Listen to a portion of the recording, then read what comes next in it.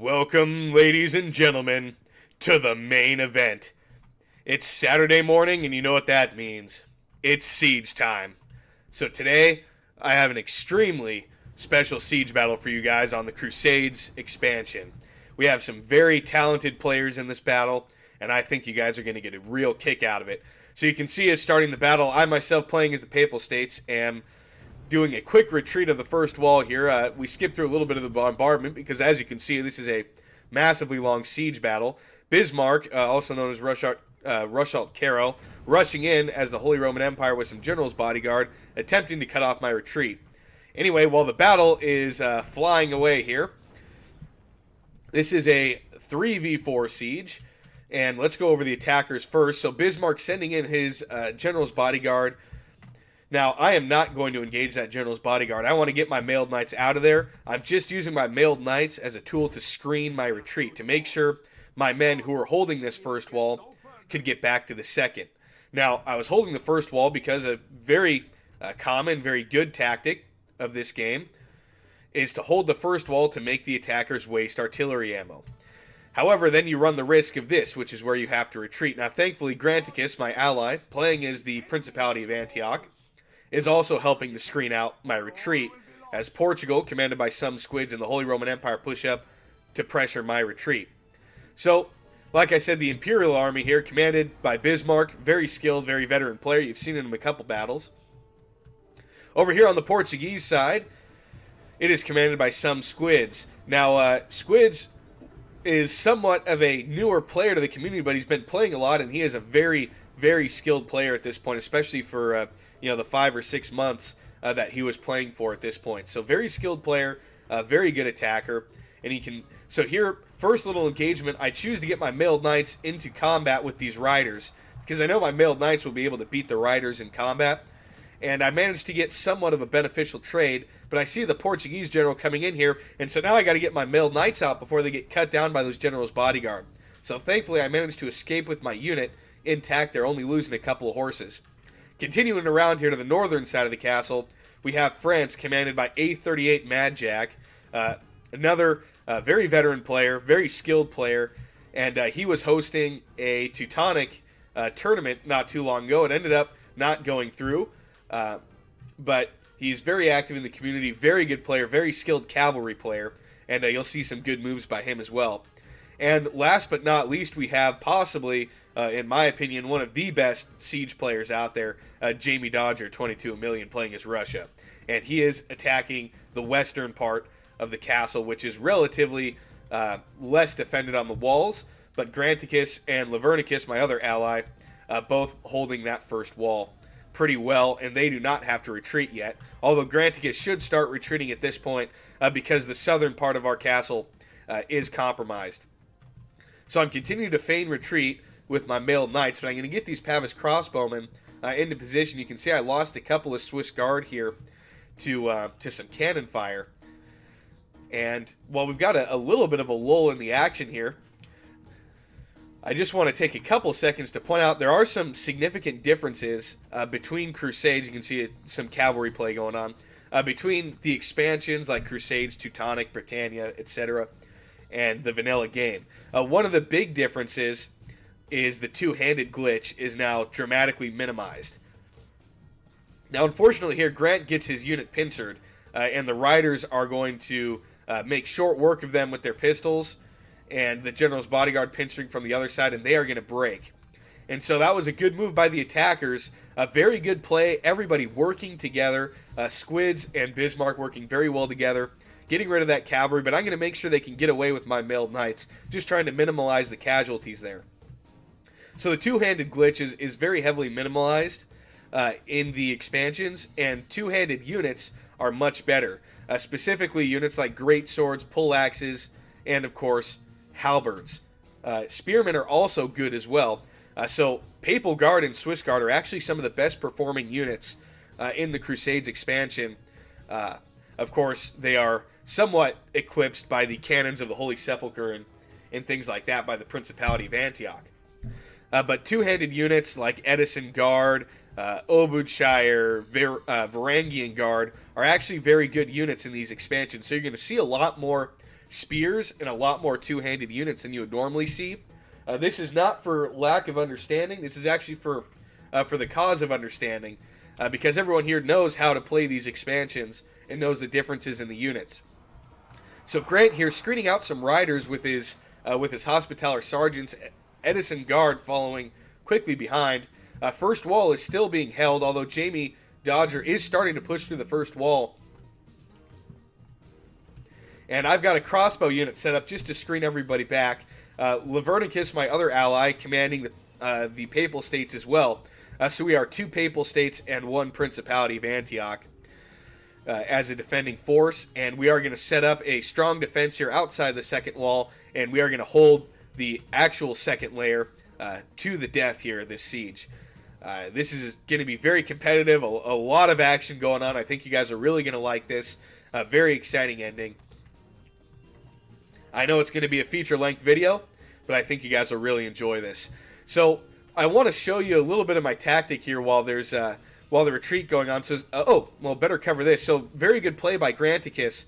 Using his cavalry, was able to cut down a lot of the feudal knights of France, and he's able to successfully retreat the entirety of his army. So all of us working well together on the retreat, but the attackers working well together too.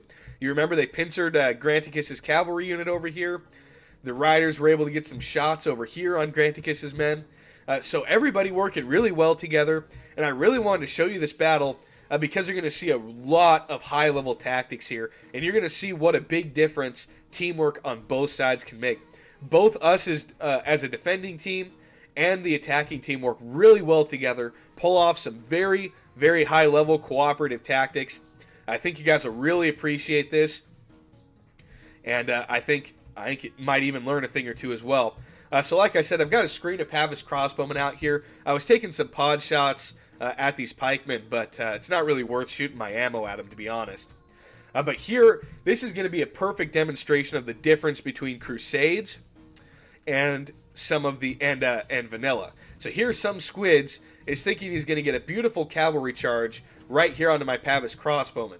Now I'm screening it out with my Papal Guard, but normally when he gets that charge bonus, if this were vanilla, you can see he got the charge going. If this were vanilla, he would totally be slaughtering my Papal Guard right now. But you can see my Papal Guard actually dish it back pretty heavily on him. I only lost 7 Papal Guard on the charge and was able to actually rout his General's Bodyguard unit. And so charging spears head-on in the Crusades, not a good idea. And that just completely routed a late-period General's Bodyguard unit. So that just gives you a little bit of a demonstration of the dramatic differences between Crusades and vanilla.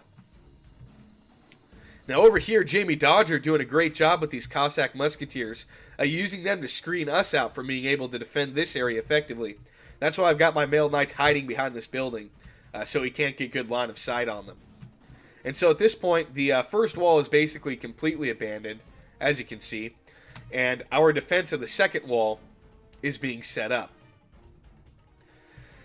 So I've got one unit of Culverin here that I'm going to use as a counter artillery piece, and I've got a Great Cross, which I'm going to show you kind of a secret pro tactic with it. I'll probably make a video on this tactic as well, but I think you guys will get a kick out of this strategy.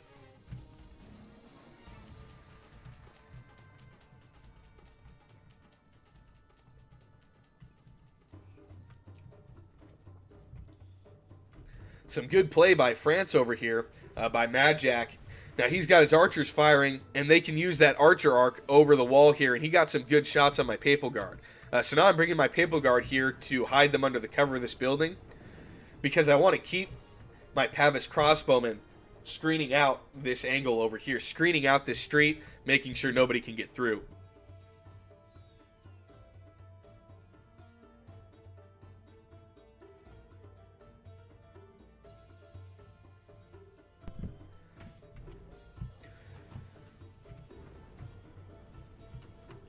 But the attackers doing a very good job getting their archers on top of these walls, getting them in positions to be able to fire. Squid's over here doing the same thing, getting his Pavis crossbowmen elevated on top of these walls. Thankfully, I've got my Pavis crossbowmen out of range from his men on top of the wall. And I'm taking a couple of pod shots at the Culverin there, just trying to get anything done that I can.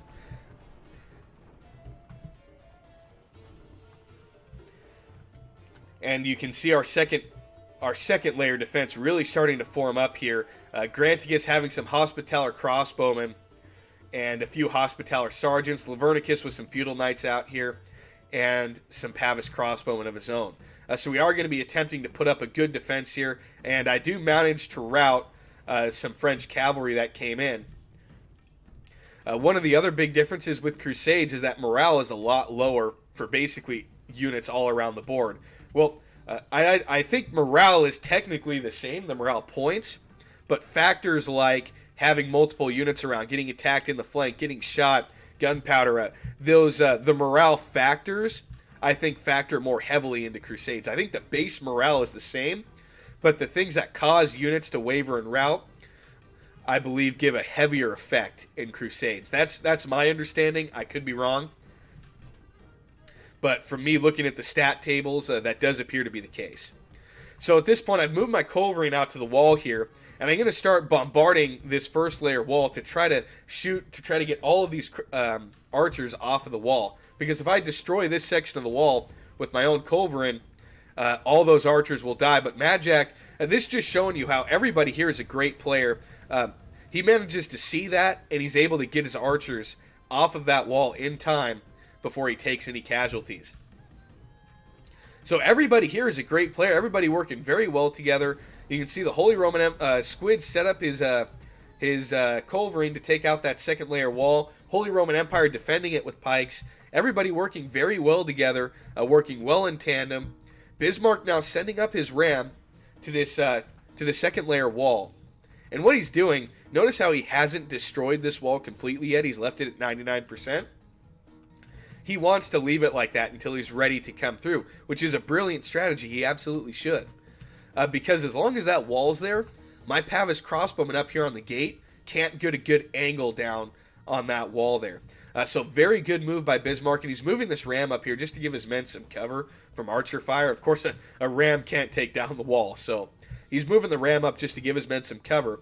And my culverin has been shooting these siege towers because I know what they want to do is they want to move these siege towers up to here to block our archers from being able to fire when they move on the second layer wall.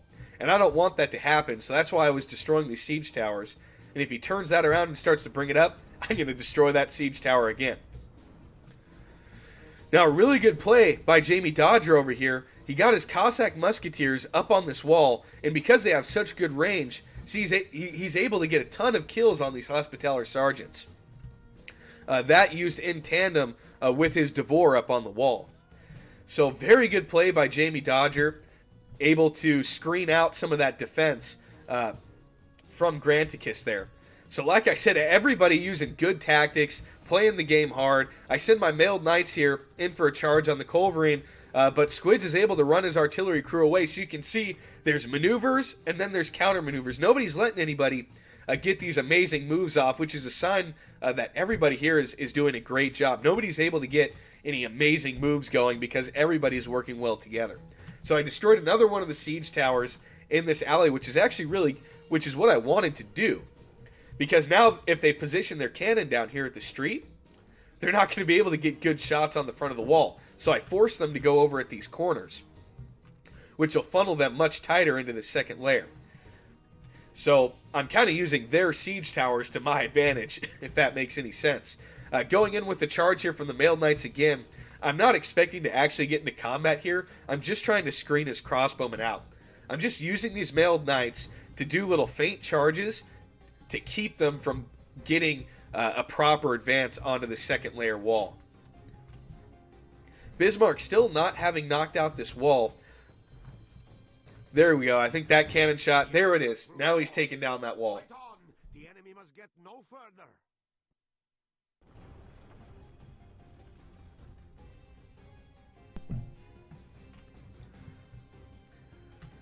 However, you're going to see Bismarck is going to play this battle very, very conservatively. So now what I'm going to do is I'm going to start bringing my culverin this way over to this gap so I can start destroying all of Bismarck's siege towers.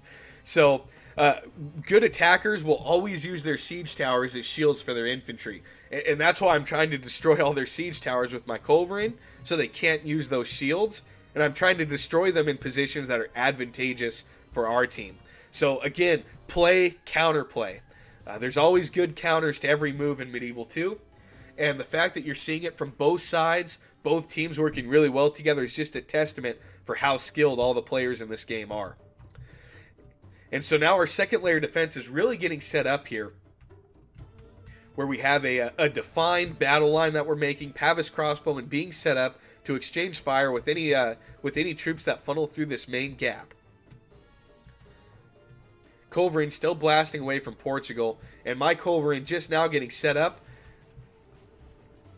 just now getting ready to fire. And my Pavis crossbowmen are exchanging some shots down here with the pike militia and peasant crossbowmen. Probably honestly not worth my ammo to do that, but I am getting a lot of kills on them. And so far the percentages are perfectly even. Just another testament to how skilled everybody is. Even with the retreat and all the skirmishes, it's tit for tat, it's eye for an eye on this battle. Everybody making sure they get good value, and so the percentages are perfectly even in this battle, 3% to 3%.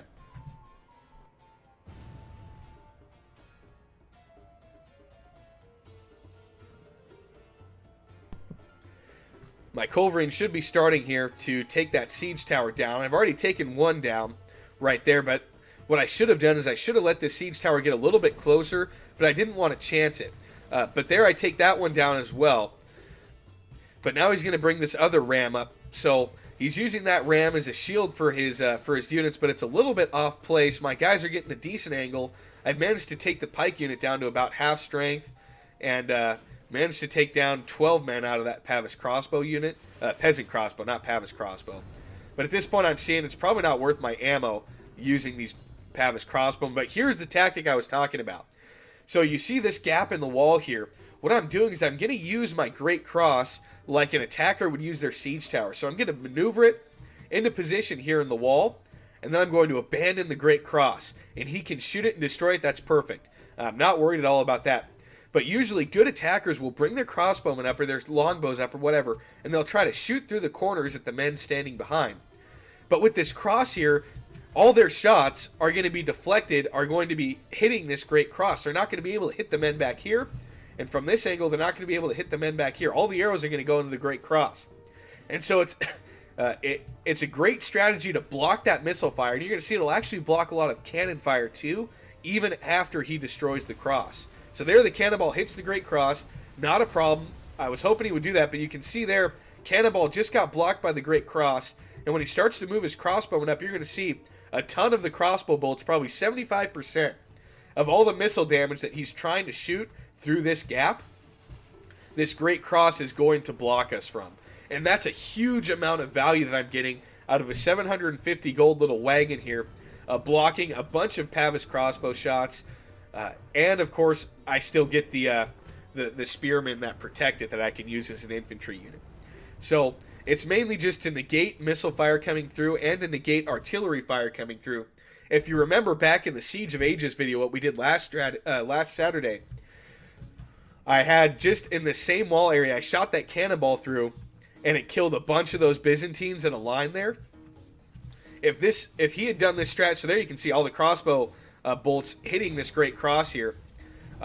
If he had that a Great Cross here, or some kind of wagon or a trebuchet or whatever, I would not have been able to get that advantageous cannonball shot through here because it more than likely would have hit the cross. There you can see most of his bolts that he's firing are hitting that Great Cross, and so he's not able to get effective shots onto the units back here behind the walls. Now he is able to get a few shots through, but nothing compared to what he would be able to get if that wasn't there. And so to me, that's a worthwhile trade, to trade 750 gold and a unit slot to save probably a lot more money worth of gold that would be killed by Pavis crossbowmen. My crossbow's continuing to trade with his peasant crossbowman down here. And a great shot by Bismarck using the exploding shot. He gets a good angle. It goes right through my Great Cross. Actually, that first shot was blocked by it. This next shot, I think, is going to go through. Yeah, so that shot goes through and manages to hit my culverin. But the first shot was blocked. And there you can see it blocks the second shot. So it blocks 2 out of 3 cannon shots. And now I'm going to move my culverin the heck out of there because I don't want it to die. And you're going to see this cross is going to block a lot more cannon shots than it already has. Now, we do have some action coming up here on this this inner layer, the inner bailey of the first wall, as it were. But at this point, effectively, that Great Cross is holding off any serious advance by Bismarck. And Lavernicus's mortar starting to come in. He manages to take out that tower and take out a few of these peasant crossbowmen. Now, I lost a couple Pavis crossbowmen when that wall was destroyed. A big micro mistake on my end there. I was trying to have some men garrison this gap, which is very crucial to have men up on the wall here because they can shoot down into this exterior of the second wall. But I had too many men up there, and so I lost half of that unit of Pavis crossbowmen. So that was not good on my end. There was a little cavalry skirmish out here where we managed to kill the Imperial Riders, and another little skirmish out here where we killed some Russian woodsmen. But that's all we've missed on the first wall. There is going to be some skirmishing happening when these crossbow militia cross through the siege tower. But we have fire at will mode off, so we're not wasting ammo on these crossbowmen behind that siege tower. Now, very unfortunately, I managed to lose my other culverin to a cannon shot, which was not good. So my artillery is totally dead at this point, which I did not get my money's worth out of that culverin. So very lucky shot there. Not sure if it came in from the front or from the side. Could have been from either direction. But my culverin is dead. So that was not fun. And there's another shot that Great Cross blocks. So just providing a huge amount of value, saving a bunch of our soldiers. He did manage to kill a couple of my cannon crew there. But we've managed to inflict a lot more damage to his exterior troops here. So, pretty good trade in my book. And now I'm going to run the Great Cross crew out. Their shot hits a building there. I was going for the peasant crossbowmen, but Bismarck doing a very good job intercepting with feudal knights. And so he manages to kind of negate that. And now we have some Russian crossbowmen. They're going to cross over the siege tower, and we are going to begin shortly opening fire on these crossbowmen. And that is going to be a very good trade for us. Grant moving some hospitaller sergeants out to support me, but I tell him to get out of there. I'm just trying to use my Great Cross units to slow down Bismarck's advance. And my crossbowmen have managed to get his Basilisk crew down to 6 men. So we only have to kill a few more before that Basilisk is destroyed. And then he has no way of shooting cannonballs through the second layer wall. But I have used a lot of Pavis crossbow ammo here. Probably more than I should have. But it was either trade or just get shot to death. So I'd take the trade over that. But now my Pavis crossbowmen, like I said, going to open up on these Russian crossbowmen. And they've already taken a lot of casualties. They're going to start moving back here. But they're going to take a full salvo from multiple crossbow units. And that is not going to be fun for them.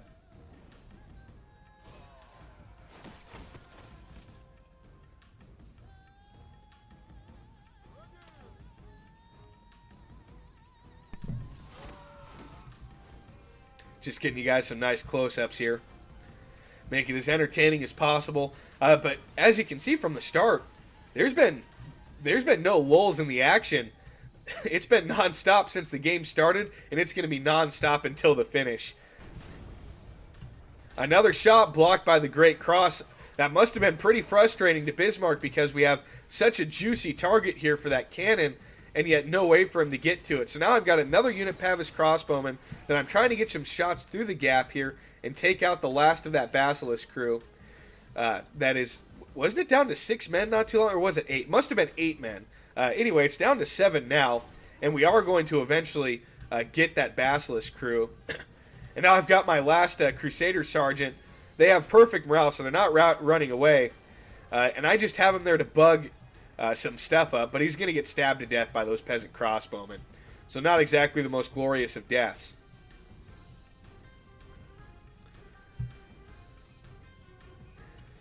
The deal with the Southern European fortress, and the reason why we're doing this, you really have to have a lot of troops out here on the second wall to put up an effective defense. If you keep your troops back here to protect from cannon fire, you're not going to be able to get men down to this wall in time and in enough numbers. So you have to find a way to hold this gap without getting shot to death by cannons and crossbows in the second wall. And the Great Cross here is the least effective unit to do this with.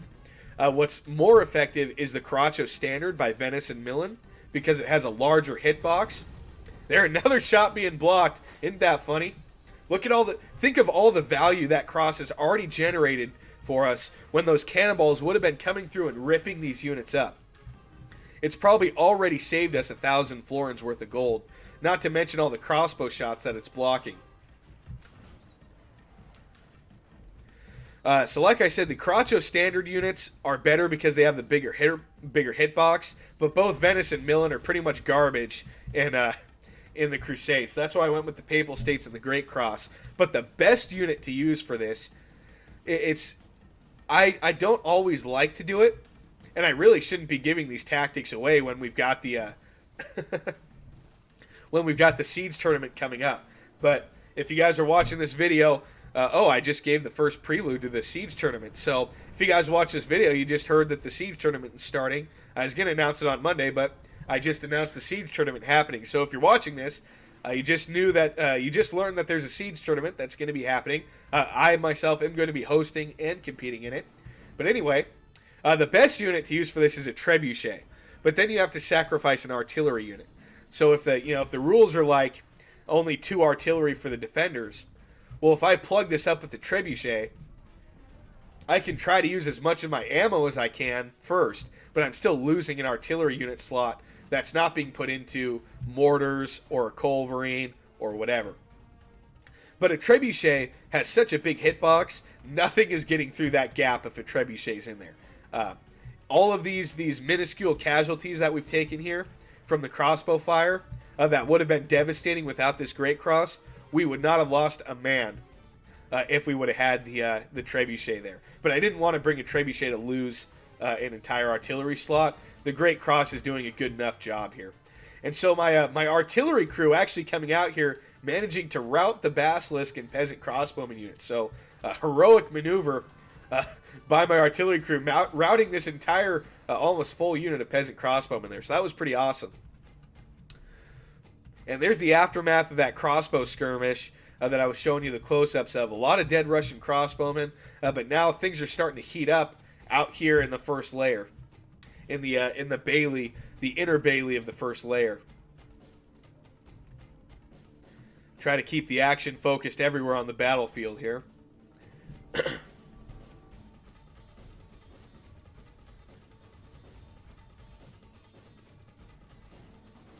But we are continuing to hold on the second layer. I'm just going 2 times speed a little bit, if anything, in an effort to somewhat shorten the video here from being like 3 hours. But Granticus manages, he does kill some crossbowmen, but he loses the last of that general's bodyguard there.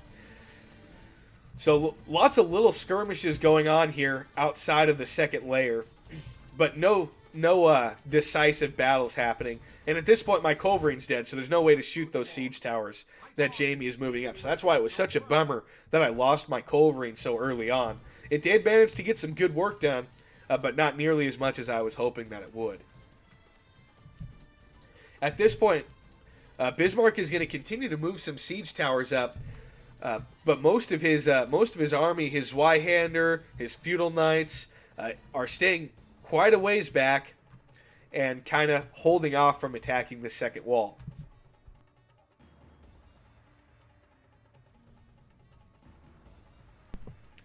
Now sending my mailed knights out to continue to screen out things in this inner bailey, rout those woodsmen, and just keep them from advancing too much.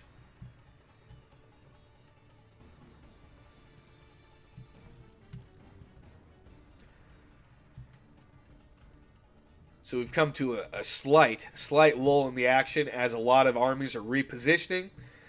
Basically, they're getting ready for the assault on the second wall. They've managed to get some great shots on us. We've managed to get some great shots on them.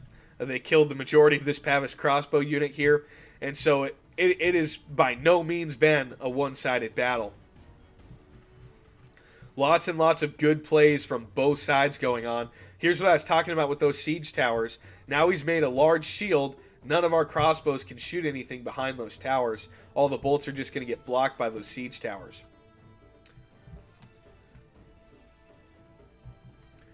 So the way that we planned our defense of the second wall, essentially my duty is to hold this side wall, the gate, and this first gap. That's all my job here, and that's why I have so many units bunched up here to make sure that this side and the gate holds. I also do have some more Swiss Guard and my general in reserve. Lavernicus has a bunch of men in reserve, and I do have a couple units of Papal Guard and whatnot holding this side wall as well.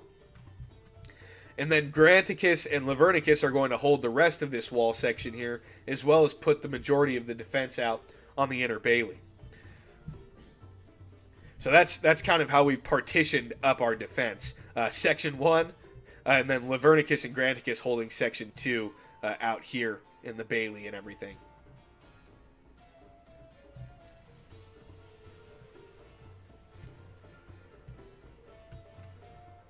Some dismounted French archers lobbing some shots up from Majak here. Just trying to put any missile fire down that they can. Bardish Axeman out here ready to go, charging into the second wall. Some squids, his Portugal army, all lined up here on the second layer. So now we have kind of the first big push here onto the second layer. The cannon crew being ran up into my Pavis crossbowmen, preventing me from getting away. But Mailed Knight's going to come in, and they're going to deal with those. But Bardish Axeman charging in, that is not going to be good for my Mailed Knights. They're going to get a great charge there. And another great move, getting these Hospitaller Sergeants with their backs turned the other way. So Jamie Dodger doing a great job with his Bardish Axeman. Great play by the attackers here. And now they're going to pile in while our defense is caught off guard. And they're going to come in. We have a full-scale assault on the inner first wall here. The Edison Guard making up the majority of the front line here from Granticus. And it is Edison Guard versus Bardish Axeman, battle of the two-handed Axeman.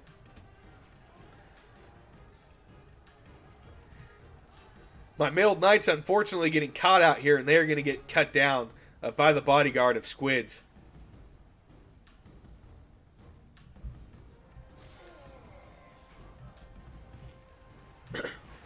And the crossbowman from Granticus firing away, generating some value, taking out a bunch of these Pavis crossbowmen back here. Great play by Granticus. Lavernicus got his own Pavis crossbowmen out there. Hospitaller Sergeants being moved up, but the Hospitaller Sergeants start to rout. Mortar fire coming in, raining down death from above on these Russians, but the Russian morale holds.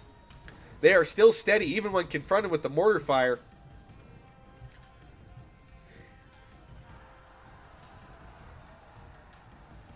A very large melee brawl happening out here outside of the inner bailey. More mortar fire coming down, constantly raining down on these Russians, but the morale holds, and they are managing to cut through these Edison Guard, who are actually wavering themselves just from being so heavily outnumbered here. And the bodyguard for Lavernicus coming in, his general is not in this unit, so it's not as big of a risk. But they're coming in to support, just trying to hold off everything they can, slow down the advance of the attackers while we position for the defense of the second wall here. Excuse the cough there. Great play by Bismarck, though. This is what I was talking about. He's going to push those siege towers in. So now with those siege towers in here, there's no way for my crossbowmen to shoot here. But I'm actually kind of okay with that, because there's also no way for him to shoot me through his own siege towers. So he just permanently sealed off any missile damage going either way in this gap, which I'm kind of okay with, because my Papal Guard and Swiss Guard will soundly beat his Y-hander and Feudal Knights in melee. So I'm kind of okay with that, and that'll allow my Pavis crossbowmen to focus their fire into this corridor. And if he does break through these siege towers, I've got this crossbow unit that can rain it down on him right there.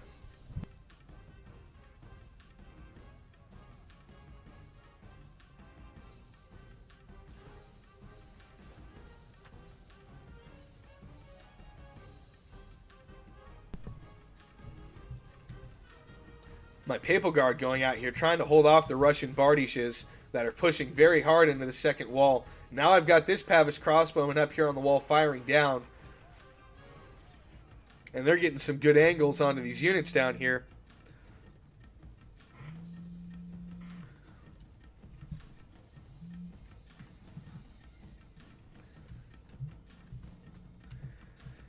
And the attackers do win round one of that inner Bailey assault of the inner first layer here.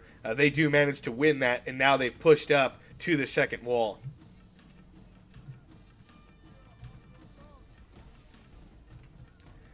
However, on the side wall here, Bismarck still being very, very cautious, very conservative, playing very well, not getting a bunch of his men killed, waiting for this first assault to go off, and you're going to see he's going to wait for us to draw our troops away onto this second layer before coming into himself, before coming in that side wall himself. So very, very good strategy by Bismarck. Everybody working really well together. Portugal backing up the Russians. All the attackers working super well together in the siege. And us defenders have pulled off a couple tricks of our own too. So good play on both sides.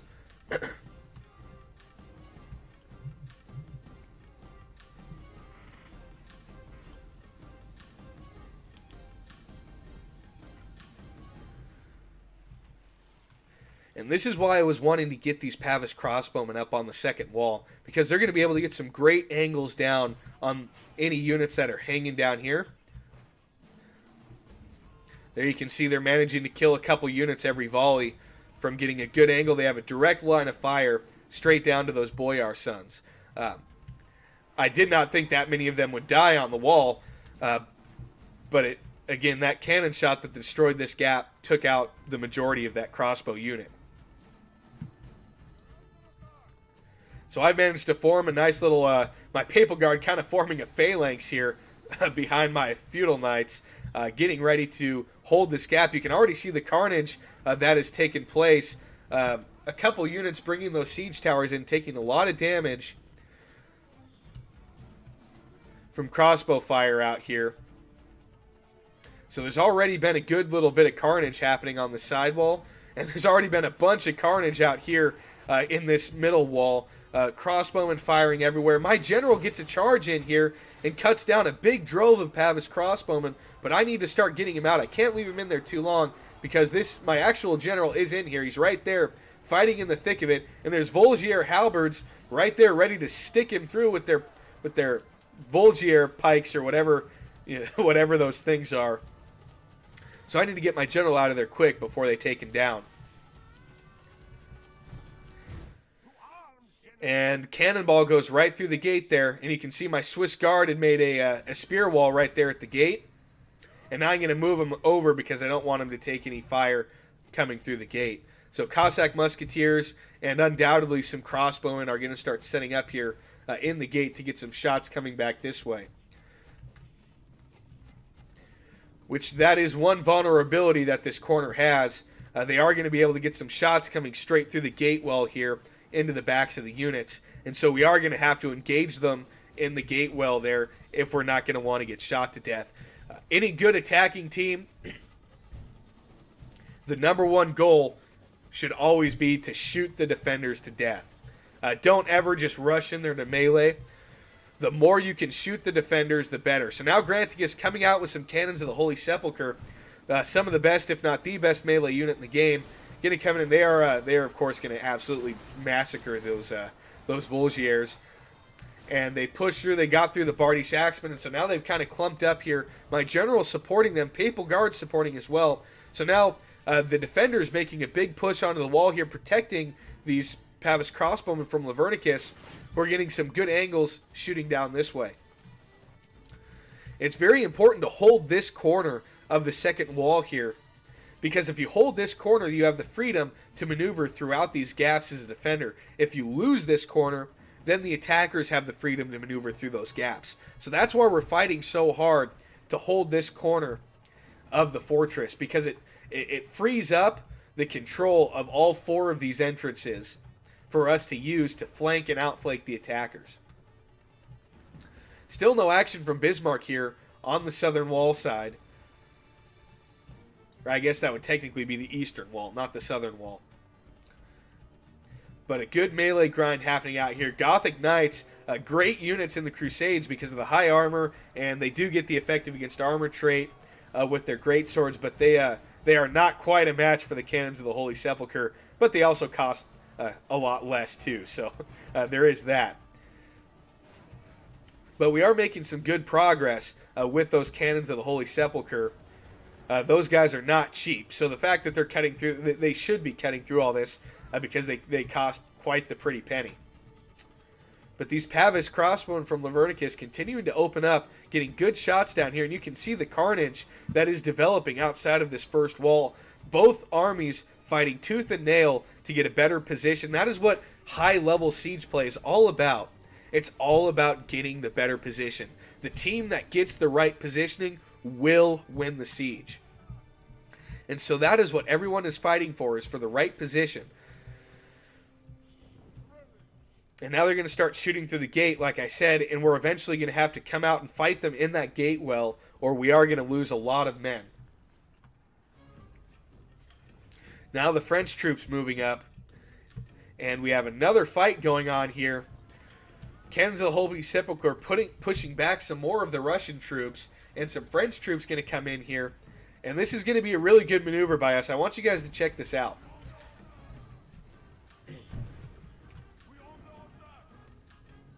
So these chivalric knights are going to eventually come and charge these crossbowmen.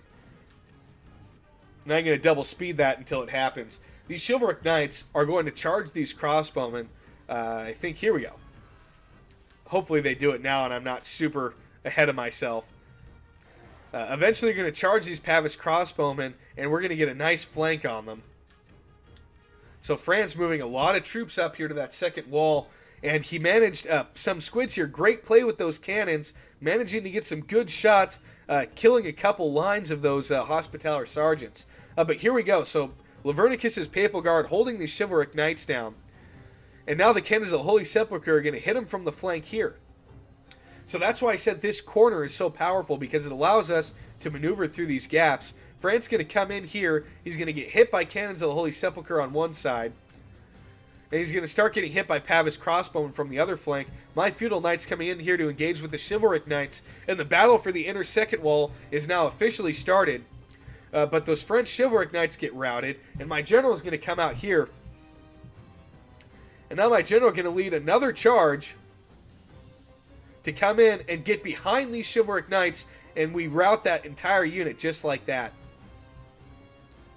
And that's also going to start breaking the morale of that unit, which is going to get hit by more units. And that is going to cause a chain rout of that French dismounted chivalric knight here shortly. My general needs to get out of there now. There they go. That chivalric knight unit breaks. So we've now broken 3 chivalric knight units from France just by maneuvering through those gaps properly. So that's why I said everything in sieges is about positioning. Positioning wins the game. You have to get the better position over your opponents. That is how you will win in a siege battle.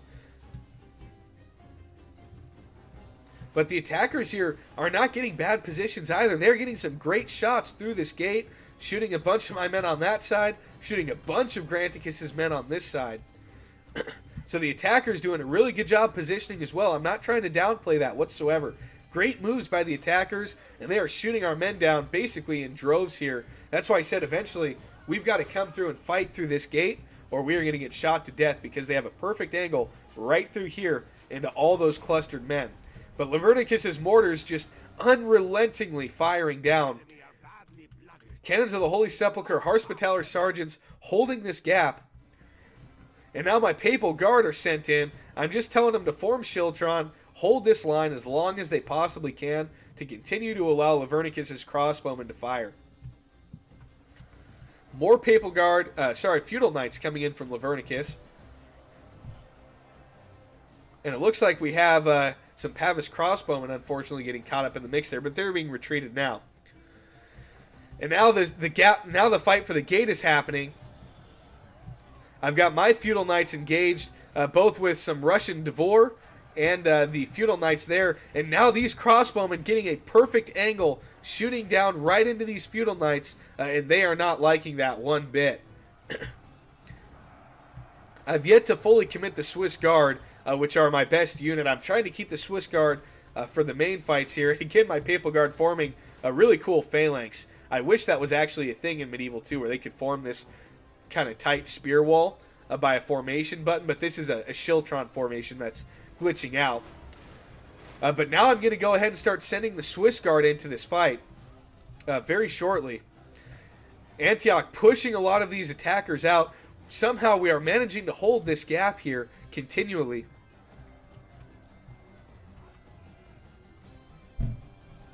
And now that they're fighting through the gate here, they can't get very good shots through with their Pavis crossbowmen. So now they're shooting across, but they're having to arc up because their men are forming a full circle there. And cannons still going off from some squids there, trying to take these units out here in the back. So everybody doing great plays here.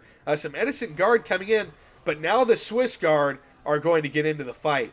And in the expansions, Swiss Guard are amazing, especially if you use the halberd tactic like I showed you, which is going to be demonstrated here shortly once I fully commit the Swiss Guard.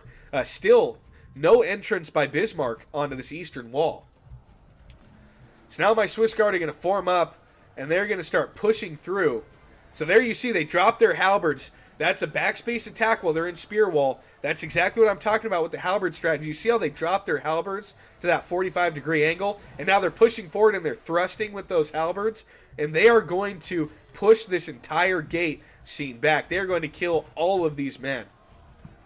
Just showing you how powerful halberds can be.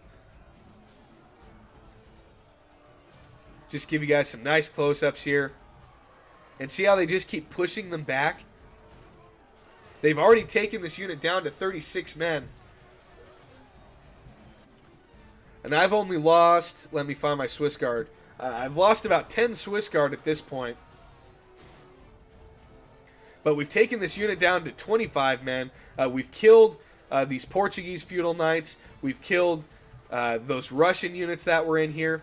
And so these Swiss Guard are doing an amazing job pushing through this gap. And now they're going to push these men all the way out of the gate. Just showing you again the power of those halberd units. They do eventually clean up this gap here. My Papal Guard's still holding a little bit. But now they're going to push another push onto these side walls here. Give you guys some more close-ups of this battle here with the Swiss Guard continuing. Look at all the Russian troops that those Swiss Guard killed right there. Not to mention the fact that this Portuguese knight is basically destroyed. And in all that, I was at 38 a little bit ago, and I'm only at 30, and I'm at 34 now. I've only lost 4 Swiss Guard in all that time they were in combat. And now I've got another unit of Swiss Guard forming up here to hold this gap. So Swiss Guard paying their dues, earning their title there of the Pontifical Guard, showing what they are made for. Good maneuver here by Bismarck, getting his general in and going after our cavalry there. But Cannons of the Holy Sepulchre going in to hold that off. Lavernicus has some Papal Guard there, holding back that corner. You can see just how much carnage there has been in this outer second wall. And now the Swiss Guard have pushed through all of those troops, and they're going to come out and start fighting these crossbowmen and those Boyar sons. They are going to start doing work on them too. Another unit Portuguese knights coming in. I've still got a bunch of men back here ready to hold off the Imperial assault, which is why Bismarck has not committed his men to the fight here. Most of them sitting right here through those siege towers. Took me a second to find them. And I know he's got some more men back around here somewhere. He has committed a couple units over to this side. But a lot of his Y-hand are marching through those siege towers there. Feudal knights over there. And he's got some Gothic knights back there as well. Still a bunch of units left from squids. This battle is by no means over. There's been a lot of great trades on both sides.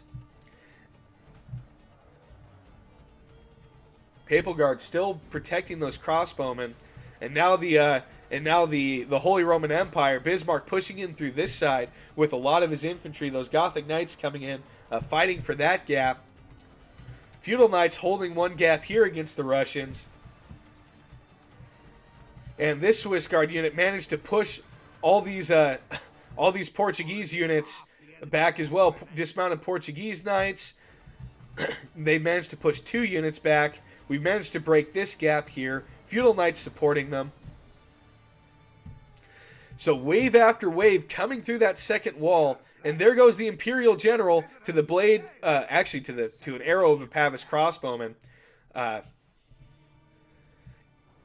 So the Holy Roman Empire General has fallen, and that is going to cause the Gothic Knights to rout.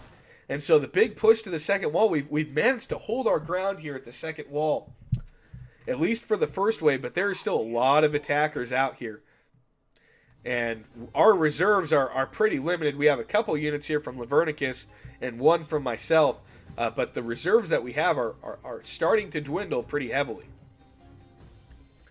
They did manage to kill that Swiss Guard, but those Swiss Guard managed to get a big pile of bodies before they went down themselves, taking that Portuguese unit down 12 men.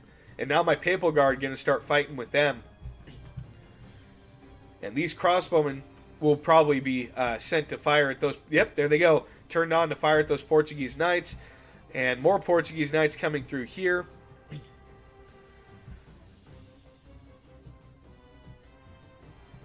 And another wave of Portuguese infantry coming in.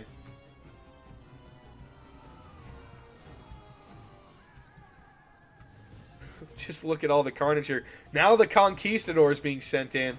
And so now it's the Swiss Guard and some Feudal Knights fighting Conquistadors through this gap. And I've got my second to last unit of... No, that was my last unit of Swiss Guard. Last unit of Swiss Guard sent into here. Second to last unit of Swiss Guard sent over on this side. And so my army is... I'm basically down to a handful of units at this point. I've got Papal Guard, Swiss Guard, Feudal Knights, Swiss Guard, Swiss Guard, 1 Pavis crossbowman, what's left of those Pavis crossbowmen, and my general. And that's basically it. All my other forces, those Papal Guard that were out here, those got taken down. And just a huge amount of carnage out here in the lair, in the outside of this second wall. But another wave of Portuguese infantry coming through. My Feudal Knights are breaking due to exhaustion, even though my general is right there. But Swiss Guard and Papal Guard doing a great job holding these Conquistadors back. And another wave of Gothic Knights coming in from this side. And now that our troops have been moved away, now Bismarck sends his Zweihanders in through the eastern gate. That's why I said once all of our troops moved away to fight over here, now I only have a unit of Feudal Knights protecting. And those Zweihanders are going to cut through my Feudal Knights like butter. That is exactly what Zweihander are made for. But my Swiss Guard doing a great job holding off those dismounted Gothic Knights alongside the Papal Guard. Antioch doing a great job holding these gaps and holding all of these troops out here. Another wave of cannons of the Holy Sepulchre coming out here, cutting down the French noble knights. And the Swiss Guard pushing through in halberd formation, pushing through these dismounted Conquistadors. And now I'm starting to bring my Pavis crossbowmen off the walls. Papal Guard pushing through, holding the gate there in Schiltron formation. And my Pavis crossbowmen get caught here by some Russians. And those Zweihanders are almost through this Feudal Knights unit. I've only killed 8 of the Zweihander, and I've lost half of my Feudal Knight units. So very good trade there by Bismarck. And very good play as well with that timing. Excellent job there to Bismarck. The enemy general has no honor. He flees the field of battle at the glorious heaven. And the Swiss Guard managed to take down the Russian general there. Russian general impaled with the halberd of the Swiss Guard. And now what's left of the Swiss Guard unit is going to be sent over to fight the Zweihander. Pavis crossmen going back up onto this wall to fire down into these gaps. And at this point, the battle just starting to inch in our favor. Papal Guard doing a great job. Lavernicus holding off these Conquistadors coming through the gap. They are losing to the Conquistadors, but they are buying us quite a bit of time.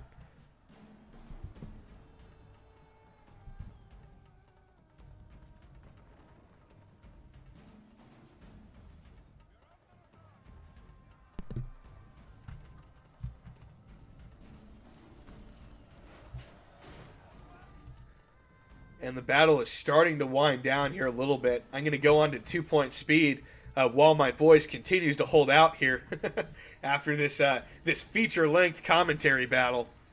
And so now Lavernicus moving more crossbowmen out. Lavernicus doing a great job being very conservative with his troops and yet getting a lot of kills with those crossbows. Whereas my army has been ground by all of these attackers. Same deal with Grant's army. Now the dismounted Knights of Antioch holding back the Aventuriers of France. And some more Pavis crossbowmen from Squids. The Musketeers forming up, trying to get some shots through the gate. But there are no longer any units here at the gate. The enemy general has no honor. And there goes Squids' general here with the Conquistadors. And now we are going to make a push and try to drive what's left of these attackers out of the second layer here. But there's still some very healthy units. A full unit of Zweihander there. Some Chivalric Knights still left. Volgier still left. There's still quite a bit left for these attackers, but just look at wave after... Look at this. There's a whole circle of dead enemies and allies around this. I mean, look at that. It is a full 360-degree circle of dead units around this pylon, around this section of wall here. That is incredible. There goes Grant's general to the Feudal Knights, so the attackers may be starting to get some momentum back on their side. But my crossbowmen able to get some good shots down, and the Imperial morale is just not going to hold after their general died. Praise the day before sunset, but our men are winning the battle and forging a worthy victory. And at this point, most of the attacking troops are tired and exhausted from doing all this fighting, and of course so are our troops. I mean, everything I've got is, except for the Swiss Guard who have very good stamina, they are still fresh, and that is one of the huge pros of the Swiss Guard, is they have that very good stamina trait. So even after fighting all this time, they're still fresh. Whereas if you look at my Feudal Knights are exhausted. They've been fighting about the same amount of time, but my Swiss Guard's still fresh. Feudal Knights exhausted. Let me see if I can find that Swiss Guard that was doing all the fighting at the gate and then came over here. They're only tired, and they've been fighting for a long time. The enemy general has no... The enemy flees the battle. Run down those worthless peasants. And there goes one of the attackers there, breaking off. I believe that was Russia there, that is now off the field. And France still has a good number of troops left back here. But the rest of the attackers, the Holy Roman Empire and Portugal, the morale just isn't going to hold at this point. And so now the defenders go on the attack, and we are going to sally out and end this battle the old-fashioned way and take it to what is left of these attackers. But our armies are decimated. I mean, this is all that Grant has left, basically. So it was by no means a one-sided battle.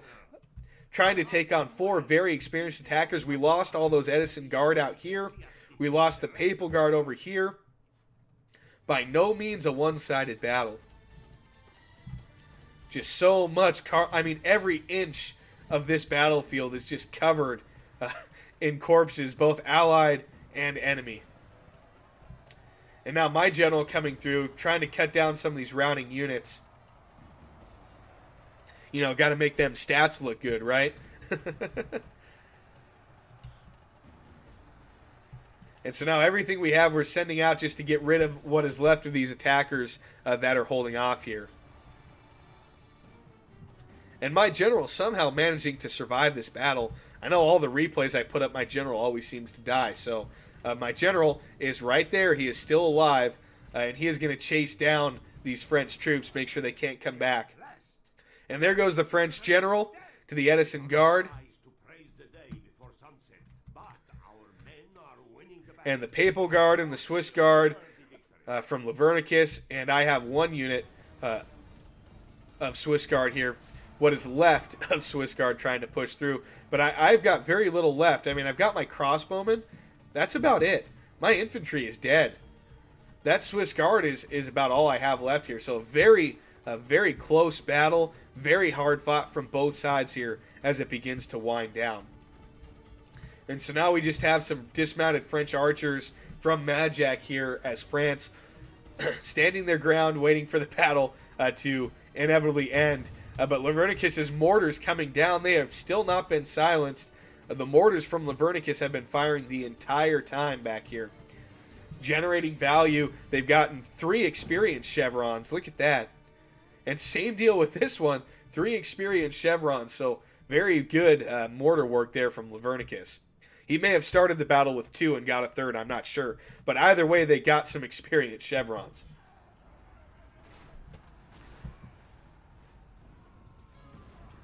And here goes the last of the French troops. My general had been cutting these guys down the entire time that all that was going on. And this battle is going to come to a conclusion as these dismounted French archers fight to the death against our combined allied force here. And there they go.